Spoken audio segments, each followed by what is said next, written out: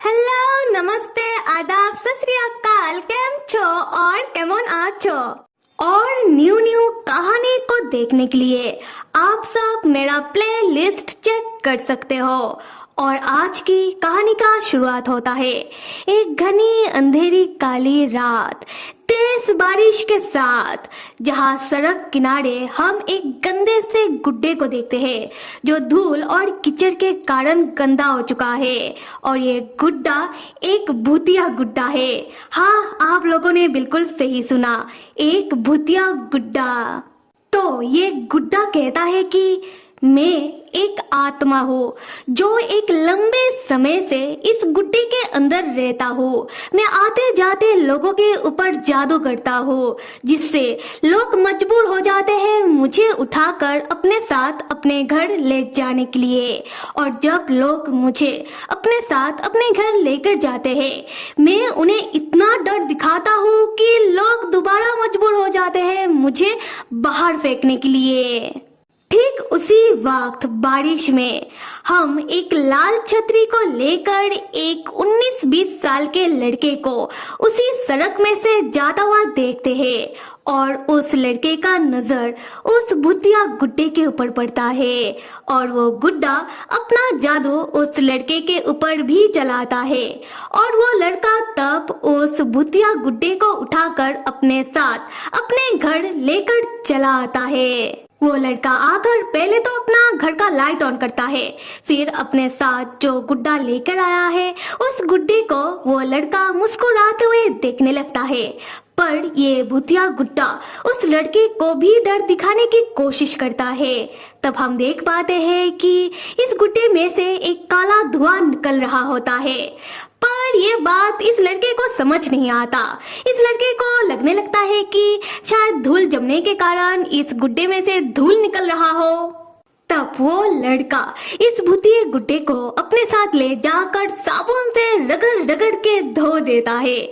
और कुछ देर बाद हम भूतिए गुड्डे को सोफे के बाजू में बैठा हुआ देखते हैं, जो बिल्कुल साफ सुथरा हो चुका है। और ये भूतिया गुड्डा भी अपने मन में कह रहा होता है कि वाह, मैं कितना सुंदर लग रहा हूँ। और जैसा कि ये एक भूत है तो इसकी बातें कोई भी नहीं सुन सकता।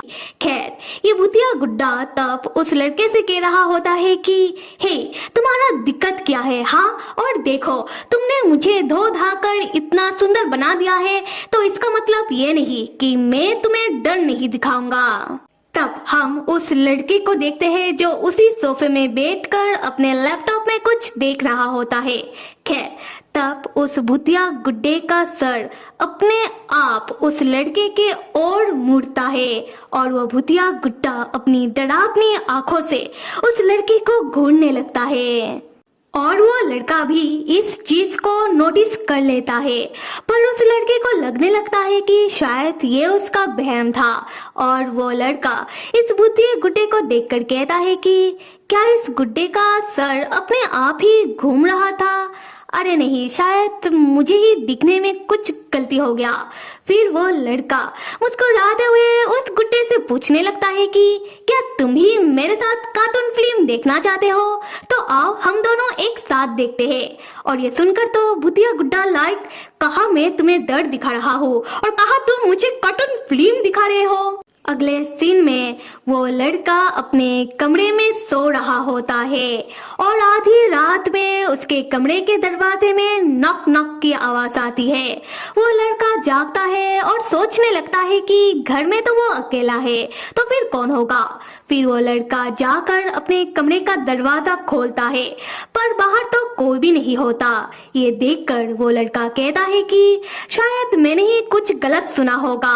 फिर उस लड़के का नजर अपने दरवाजे के नीचे की ओर पड़ता है, जहां अंधेरी में बहुत ही डरावनी तरीके से वो भूतिया गुड्डा बैठा हुआ होता है और मन में सोच रहा होता है कि अब तो तुम पक्का डरोगे। पर यहाँ भी इस भूतिए गुड्डे का बन जाता है पोपट, क्योंकि वो लड़का फिर भी नहीं डरता। वो लड़का तब उस भूतिए गुड्डे को देखकर कहता है कि क्या मैं तुम्हें दरवाजे के सामने रखकर भूल गया? खैर कोई बात नहीं, आओ तुम मेरे साथ चलो, चलकर मेरे बिस्तर में एक साथ सो जाते हैं। फिर वो लड़का गुड्डे को गुड नाइट विश करके गुड्डे को पकड़ के सो जाता है। और जैसे ही वो लड़का सोता है, हम देखते हैं कि इस गुड्डे को तो शर्म आ रहा होता है और ये भूतिया गुड्डा अपने भूतिया अवतार में आता है और उस लड़के को पकड़ के खुद भी सोने लगता है, ये कहते हुए कि हाँ हाँ गुड नाइट, और हाँ कोई बात नहीं, मैं तुम्हें बाद में डर दिखाऊंगा।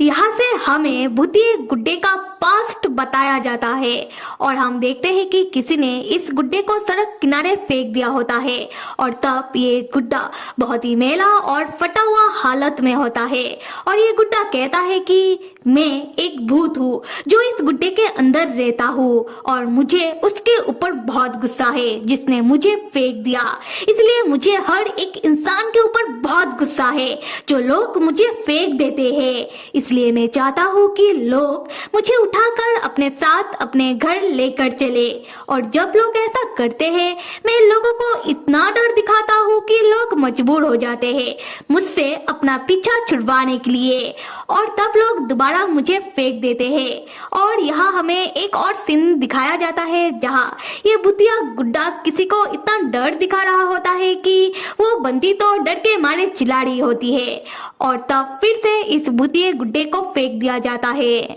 और यहाँ से हम प्रेजेंट में आते हैं। भूतिया गुड्डा उस लड़के के लिविंग रूम में बैठा हुआ होता है और चमक रहा होता है। गुड्डा कहता है कि जब से ये लड़का मेरे जीवन में आया है और मुझे उठाकर अपने साथ अपने घर लेकर आया है, मेरे साथ कुछ भी सही नहीं हो रहा। जब भी मैं इस लड़के को डर दिखाने की कोशिश करता हूँ, ये लड़का तो डरता ही नहीं है, ऊपर से मुझे साफ सुथरा करके चमका कर रखता है। तब वो लड़का अपने गुड्डे को ही ढूंढ रहा होता है कि मेरा नया गुड्डा कहाँ है, कहीं मैं उसे कहीं रखकर फिर से भूल तो नहीं गया। और जैसे ही वो लड़का उस गुड्डे के पीछे आकर कहता है कि मैंने तुम्हें ढूंढ लिया, वो भूतिया गुड्डा तो खुद ही उस लड़के से डर जाता है और उसका तो पसीना ही छूटने लगता है। फिर भी भूतिया गुड्डा कहता है कि असल में ना ये लड़का ही बहुत बड़ा बेवकूफ है, इसलिए वो मुझसे नहीं डर रहा। अगले सीन में हम देखते हैं कि वो लड़का रात में भूतिया गुड्डे का कपड़ा बदल रहा होता है, ये कहते हुए कि चलो मैं तुम्हें पैजामा पहना देता हूँ, उसके बाद सो जाएंगे। तब भूतिया गुड्डे को आ रहा होता है शर्म कि ये तुम हर वक्त क्या करते रहते हो, तुम्हें शर्म है कि नहीं। उसके बाद हम देखते हैं कि हमेशा की तरह वो लड़का गुड्डे को पकड़ के सो जाता है और जैसे ही वो लड़का खर्राटे मार कर सोता है तब भूतिया गुड्डे को बहुत गुस्सा आ रहा होता है। गुड्डा कहता है कि शायद अब मुझे खुद ही इस घर को छोड़कर जाना होगा। फिर भूतिया गुड्डा उठकर खड़ा होता है और चलते हुए दरवाजे के सामने आता है, ये सोचकर कि अब तो वो खुद ही इस घर को छोड़कर चला जाएगा। खैर जैसे ही भूतिया गुड्डा दरवाजे के हैंडल को खोलने के लिए हैंडल की ओर देखता है, वो देखता है कि हैंडल तो बहुत ऊपर होता है और भूतिया गुड्डा होता है छोटा सा, उसके छोटे छोटे हाथ हैंडल तक नहीं पहुंच पाते। तो भूतिया गुड्डा अपनी सारी जादू हैंडल को खोलने के लिए लगा देता है, जिससे हैंडल और दरवाजा दोनों ही खुल जाते हैं। पर भूतिया गुड्डा खुद ही थक कर बेहोश होकर दरवाजे के पास ही गिर जाता है। अगली सुबह जब वो लड़का उठकर अपना दरवाजा खुला हुआ देखता है और अपने गुड्डे को दरवाजे के सामने पड़ा हुआ देखता है, वो लड़का कहने लगता है कि क्या कल रात मैंने अपना दरवाजा खुला रखा था और क्या मैं फिर से तुम्हें यहाँ भूल कर जाकर सो गया था। और तब उस लड़के का आवाज सुनकर भूतिया गुड्डा भी जाग जाता है। गुड्डा कहने लगता है कि क्या मैं नहीं गया, क्या मैं सुबह तक सो रहा था। खैर फिर वो लड़का बाहर की ओर देखता है और कहने लगता है कि आज का मौसम बहुत ही अच्छा है, चलो मेरे नए गुड्डे जाकर बैल्कनी में बैठकर सूरज की रोशनी का मजा लेते हैं। अगले सीन में हम उस लड़के को और भूतिया गुड्डे को एक साथ बाहर बैल्कनी में बैठा हुआ देखते हैं, जहां गुड्डा परेशान होकर मन में सोच रहा होता है कि मैं भाग नहीं पाया और वो लड़का कह रहा होता है कि सूरज की रोशनी में बहुत अच्छा लग रहा है, नहीं गुड्डा मन में कह रहा होता है कि मुझे इस लड़के को और डर दिखाना चाहिए जिससे ये लड़का ही मुझे अपने घर से बाहर फेंक दे। तब वो लड़का भूतिए गुड्डे से कहता है कि तुम्हारे लिए यह सब बहुत ही थका देने वाला होगा नहीं कि ऐसे घर से बाहर फेंक देना, पर अब से तुम्हें फिक्र करने की कोई जरूरत नहीं है क्योंकि तुम्हें कोई भी घर से बाहर नहीं फेंकेगा और ना ही भविष्य में तुम्हें कोई अकेला छोड़ेगा। और ये सुनकर वो भूतिया गुड्डा चौंक कर उस लड़के की ओर देखता है कि इस लड़के ने कैसे गुड्डे का मन का बात जान लिया। तब हमें भूतिया गुड्डे का और एक पास्ट दिखाया जाता है जहां भूतिया गुड्डा सड़क किनारे कचरे के ढेर में बारिश में अकेला रो रहा होता है और खुद को बहुत ही अकेला महसूस कर रहा होता है और कोई भी नहीं होता जो उसके इस दर्द को देख सके। और इन सब से भूतिए गुड्डे का मन इंसानों के प्रति नफरत और गुस्से से भर जाता है। खैर, अब हम प्रेजेंट में आते हैं जहां हम देखते हैं कि वो भूतिया गुड्डा खुद ब खुद खिसकते हुए अपना सर उस लड़के के बाजू में रखता है और अपना भूतिया अवतार में आ जाता है। वो लड़का तब कह रहा होता है कि आज का मौसम बहुत ही अच्छा है पर अभी थोड़ा ठंड हो रहा है नहीं। भूतिया गुड्डा तब मन में कह रहा होता है कि अब मुझे नहीं लगता कि मैं तुम्हें छोड़कर कहीं जा भी पाऊंगा। और यहाँ होता है इस कहानी का खूबसूरत सा हैप्पी एंडिंग। और इस कहानी से मुझे जितना समझ आया वो ये है कि अगर मन में प्यार हो तो पत्थर को भी पिघलाया जा सकता है। ये तो बस प्यारा सा भूतिया गुड्डा है। और हाँ, जरूरी नहीं होता कि हर एक रिश्ता एक्सटर्नल हो।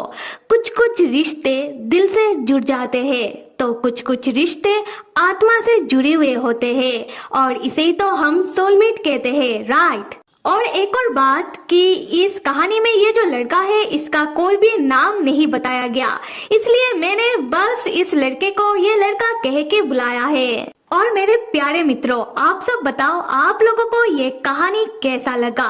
और अगर मेरा हिंदी एक्सप्लेनेशन पसंद आया तो भर भर के सब्सक्राइब करो, लाइक करो और कमेंट करके जरूर बताओ। और मिलते हैं एक और नई कहानी के साथ। Till then stay with me and see you.